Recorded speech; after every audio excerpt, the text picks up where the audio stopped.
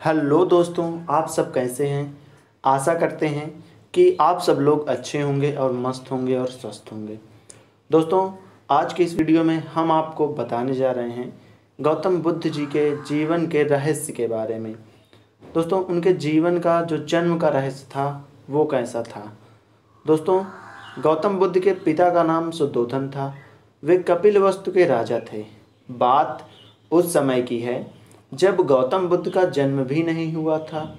राजा शुद्धोधन के कोई संतान न थी। इसी कारण संतान प्राप्ति की चाह में वे सदैव विचार मग्न रहते थे। संतान प्राप्ति की चाह में ही उन्होंने दो विवाह किए थे। राजा शुद्धोधन की बड़ी रानी का नाम महामाया और छोटी का नाम प्रजावती था।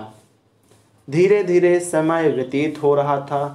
राजा शुद्धोधन अब अधेड़ अवस्था से वृद्धावस्था की ओर अग्रसर होने लगे थे। देवी देवताओं की पूजा अर्चना और दान पुण्य आदि करने के बाद भी उन्हें संतान का सुख न मिल सका। समय बीतने के साथ साथ राजा की दृढ़ता भी बलवती होती जा रही थी। ऐसा प्रतीत हो रहा था जैसे भाग्य के देवता राजा शुद्धोधन से कुपित हो गए हैं। तभी तो उनकी श्रद्धा और निष्ठा भी कोई रंग ना ला सकी थी।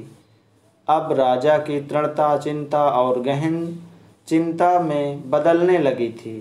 राज्य के चारों ओर सुख शांति और समृद्धि थी, किंतु अपना उत्तराधिकारी न होने के कारण यह सब कुछ राजा को निस्वार्थ ही प्रतीत हो रहा था। निसंतान होने का दुख राजा शुद्धोधन को ही नहीं, रानी महामाया और रानी प्रजावती को भी था।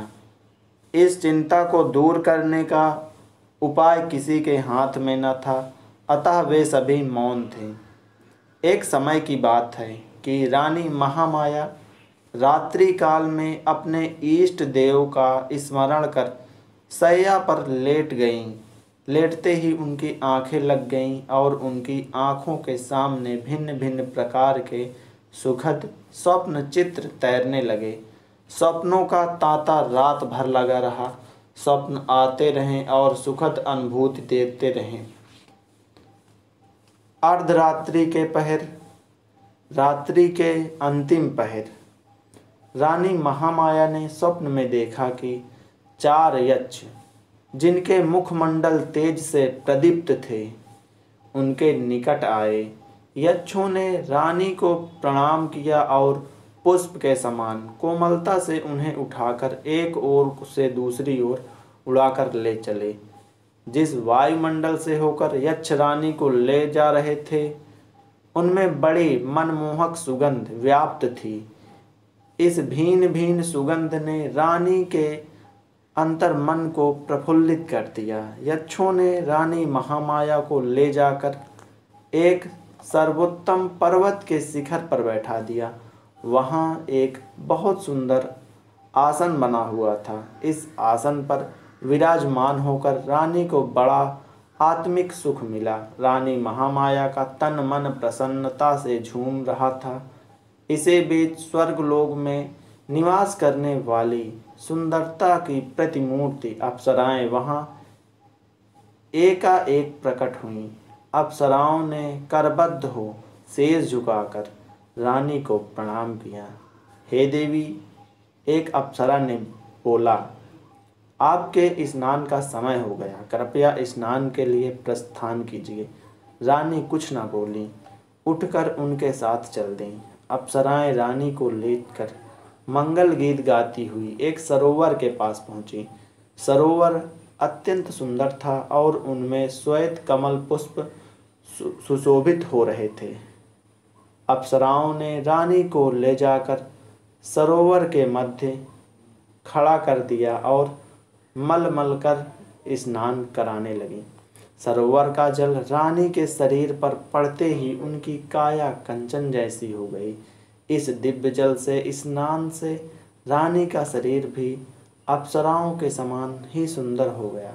रानी महामाया आश्चर्यचकित होकर अपने रूप सौंदर्य को निहार रही थी। दिव्य जल से स्नान करने के बाद उनकी काया अत्यंत कामनीय और सुंदर हो गई थी। शरीर पर पड़ी हुई झुर्रियाँ भी पूरी तरह मिट चुकी थी। उन्हें ऐसा लग रहा था मानो उनका यौवन दिव्य रूप राशि के साथ पुनः लौट आया हो। उनका मन मुंदित था। स्नान के बाद अप्सराओं ने रानी को अत्यंत सुंदर और बहुमूल्य वस्त्र पहनाए, भिन्न भिन्न प्रकार के आभूषणों से उनका श्रृंगार किया। इसके बाद अप्सराएं रानी को एक श्वेत मरकरी महल में ले गईं। विभिन्न प्रकार से उनका स्वागत सत्कार किया गया। एक अप्सरा अपने हाथों में दिव्य सामग्री से भरा थाल लेकर प्रकट हुई। उस खाद्य सामग्री में स्वादिष्ट सुगंध उठ रही थी। उसके खाद्य सामग्री रानी के सामने प्रस्तुत की गई। जब रानी ने उसका स्वाद चखा तो उनका तन मन आह्लादित हो उठा।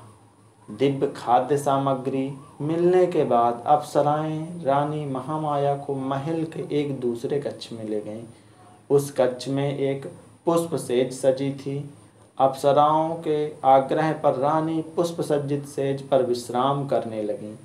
उस सेज के सामने ही रानी को एक स्वर्ण शैल और उस पर मंडराता सुंदर हाथी उनके अत्यंत निकट आता प्रतीत हुआ। हाथी ने कमल पुष्प से रानी के दाएं अंग पर धीरे से प्रहार किया और फिर लघु से लघुतम स्वरूप धारण कर वह एकाएक रानी के गर्भ में समा गया। रानी ने भय और आश्चर्य से तुरंत अपनी आंखें खोल दी। अब रानी को पता चला कि वह स्वप्न देख रही थी। बड़ा ही आश्चर्यचकित कर देने वाला और सुखद स्वप्न था। आंख खोलते ही जिसका समापन हो गया था। जब राज्य ज्योतिषी ने स्वप्न के फल की गणना कर बताया कि उनके यहाँ एक यशस्वी पुत्र रत्न का जन्म होगा, तो उनकी प्रसन्नता की कोई सीमा न थी। राज ज्योतिष की घोषणा ने जैसे राजा, रानी और प्रजा के ऊपर से चिंता को, कालिमा को समाप्त कर दिया था। राजमहल में छाया सन्नाटा धीरे धीरे सिमटने लगा।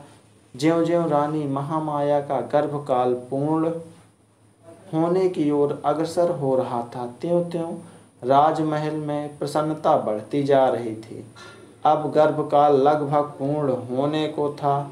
उस काल की प्रथा के अनुसार रानी अपने प्रथम शिशु को अपने माता पिता के ग्रह पर ही जन्म देती थी। इसे अत्यंत शुभ माना जाता था। ऐसा ही विचार कर रानी महामाया को उनके माता पिता के पास भेजने की व्यवस्था की गई, ताकि वे प्रथम शिशु को वहीं पर जन्म दे सकें। राजा की आज्ञा से एक सुंदर रथ को फूल मालाओं और मोती मणियों से सुसज्जित किया गया। उस रथ में रानी के साथ उनकी प्रिय दासियां और परिचारिकाएं बैठीं।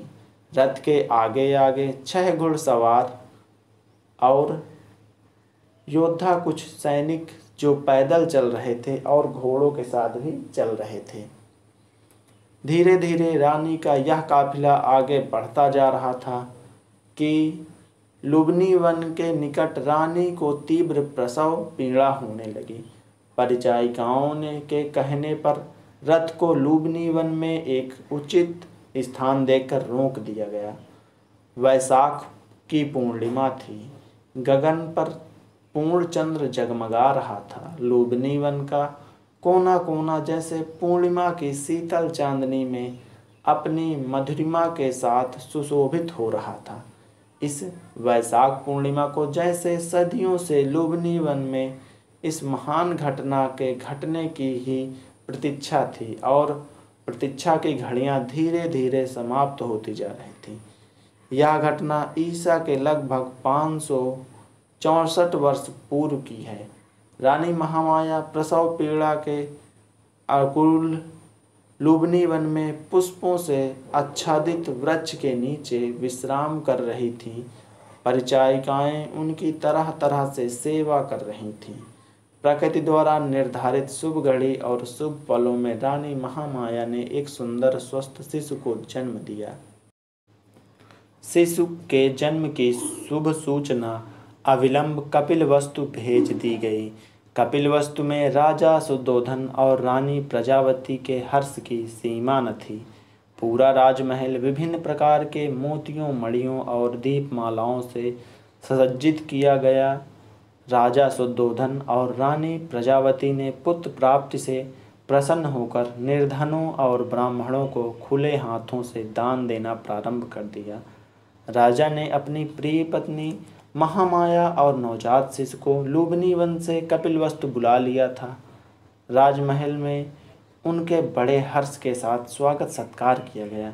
एक दिन आसित ऋषि दरबार में पधारे। राजा सुद्धोधन ने ऋषि को यथा योग्य स्वागत सत्कार किया और नवजात शिशु को आशीर्वाद देने का आग्रह किया। राजन, आसित ऋषि बोले, अपने पुत्र का भविष्य बड़ा उज्जवल प्रतीत होता है, आपकी कृपा का फल है। ऋषि देव, राजा सुद्धोधन सिर झुकाकर बोले, अब कृपा कर शिशु को अपना आशीर्वाद दे दीजिए। राजन, यह शिशु आगे चलकर आपके शाक वंश का नाम विश्व भर में फैला देगा और किसी के आशीर्वाद की नहीं बल्कि संसार को इसके आशीर्वाद की आवश्यकता पड़ेगी। यह कहकर आशीर्वाद देकर आसित ऋषि ने शिशु के मस्तक पर अपना हाथ रखा। तो दोस्तों, यह कहानी थी गौतम बुद्ध जी के जन्म की। इनका जन्म काफ़ी मान्य मानवताओं के साथ हुआ था और इनके जन्म का इनके माता पिता को काफ़ी संघर्ष करने पड़ी इनके जन्म के लिए। और फिर इन्होंने अपने शाक्य वंश का काफ़ी प्रचार प्रसार भी किया और काफ़ी ज़्यादा उनका नाम भी कमाया। तो दोस्तों, वीडियो आपको अच्छा लगा हो तो वीडियो को लाइक कर दीजिए और चैनल आपको पसंद आता हो तो हमारे चैनल को सब्सक्राइब कर लीजिएगा।